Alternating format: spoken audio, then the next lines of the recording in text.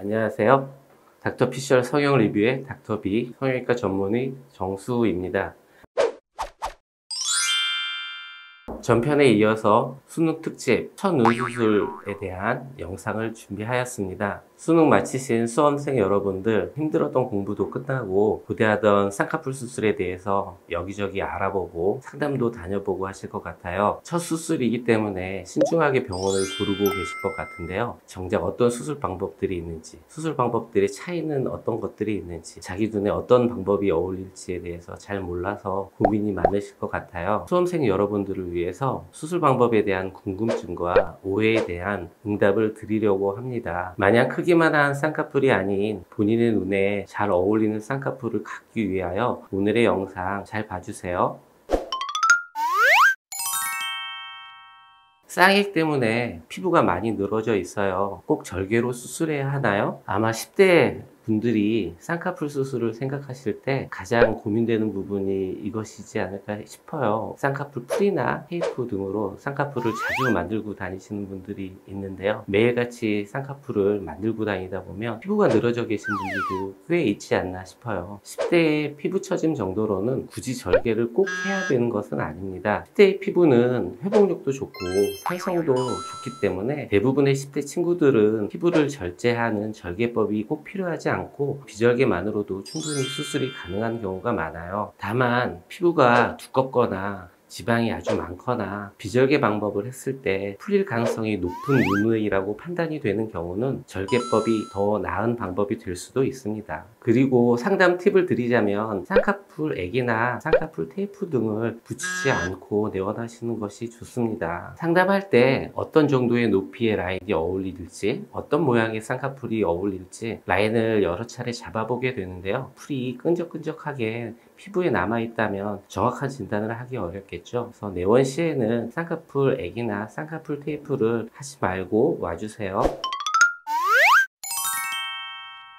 절개로 하면 소세지 눈이 될까봐 걱정이에요. 쌍꺼풀 실패 사례 중에서 가장 많이 무서워하는 게 소세지 눈이죠. 대부분 절개를 하면 소세지 눈이 될 거라는 잘못된 편견을 가지고 계신 분들이 많아요. 절개로 수술을 한다고 해서 소세지 눈이 되는 것은 아니에요. 반대로 비절개 방법으로 수술을 했다고 절대로 소세지 눈이 되지 않는 것도 아니고요. 절개, 비절개 방법에 상관없이 과도하게 높은 라인의 쌍꺼풀을 만들었을 때, 눈이 깊은 경우 깊이를 고려하지 않고 쌍꺼풀 라인을 만들었을 때, 자기 눈에 어울리지 않는 각도의 쌍꺼풀 라인을 만들었을 때 발생하는 현상입니다. 내 눈에 맞는 적당한 높이의 쌍꺼풀, 그리고 경험이 풍부한 전문의의 집도 하에 수술이 이루어진다면 소세지 눈은 걱정하지 않으셔도 됩니다. 눈꺼풀에 지방이 많거나 눈꺼풀의 피부가 아주 두꺼운 경우에는 오히려 절개를 통해서 불필요한 조직을 제거하고 쌍꺼풀을 만들어 주어야 하는 경우가 있습니다. 근데 절개를 하면 소세지 눈이 되겠지 하고 무조건적으로 비절개만을 고집하면 원치 않는 결과 소세지 눈이 될 수 있어요. 전문의와 자기의 눈의 특징에 대해서 충분히 상담하시고 너무 과한 욕심을 부리지 않는다면 소세지 눈은 피할 수 있습니다.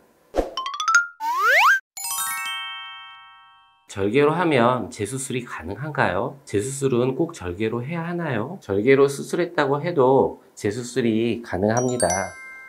이전 수술이 비절개인 경우에는 예전의 실을 풀어주기만 하면 됩니다. 조직 손상이 거의 없죠. 이전 수술이 절개인 경우에는 라인의 유착을 하나하나 일일이 풀어주어야 되기 때문에 비절개에 비해서 상대적으로 조직의 손상이 있을 수 있습니다. 하지만 대부분 수술의 예후에 영향을 미칠 정도는 아니니 너무 걱정하지 않으셔도 됩니다. 이전 수술이 절개로 하였을 경우에는 대부분의 재수술은 절개가 필요한 경우가 많습니다. 하지만 비절개로도 가능한 경우가 있습니다. 예를 들어 쌍꺼풀 수술이 풀려서 재수술을 하는 경우 일일이 풀어주어야 할 유착이 풀려 있는 경우이기 때문에 재수술을 손쉽게 할 수 있겠죠. 단순히 라인을 높이기 위해서 재수술을 하는 경우에는 대부분 비절개 방법으로도 가능한 경우가 많습니다. 라인을 높이는 수술이 라인을 낮추는 수술보다 쉬워요. 반대로 말하면 라인을 낮추는 수술이 라인을 높이는 수술보다 고난이도 수술이라고 할 수 있겠죠.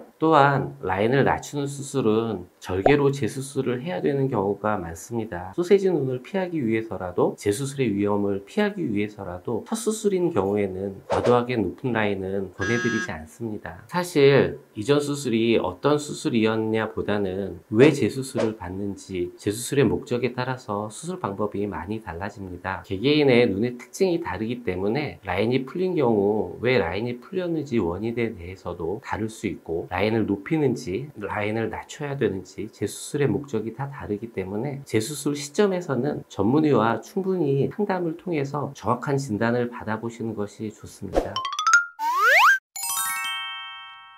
눈이 짝짝이인데 한쪽만 수술할 수 없나요? 한쪽만 쌍꺼풀이 있어서 한쪽 눈만 수술하고 싶어 하시거나, 양쪽 다 쌍꺼풀이 있지만 높이나 모양이 달라서 더 마음에 드는 쪽 눈에 맞추어 한쪽만 수술을 하고 싶어 하시는 분도 계실 거예요. 원하시면 한쪽만 하는 것도 가능하지만 그다지 추천을 드리는 방법은 아닙니다. 비대칭의 원인은 다양해요. 쌍꺼풀만 비대칭이 아니라 인체 자체는 골격적인 비대칭이라고 좌우의 골격이 다 다르거든요. 눈은 위치, 돌출, 기울기, 가로 길이, 앞에서 올라오는 각도가 어느 누구도 완벽히 대칭인 사람이 없습니다. 어느 정도는 누구나 다 비대칭이죠. 어느 누구도 완벽한 대칭을 가지고 있지 않기 때문에 양쪽 눈을 고려해서 수술을 받아도 자루잰 듯이 정말 완벽한 대칭을 이루지는 못해요.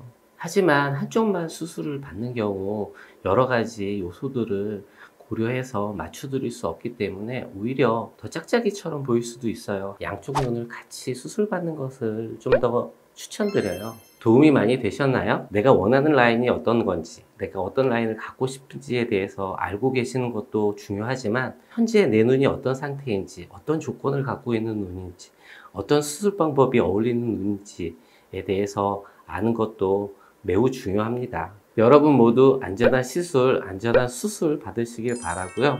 눈 성형에 대해서 궁금한 점이 있다면 언제든지 댓글로 남겨주시길 바랄게요. 도움이 되셨다면 구독, 좋아요 부탁드릴게요.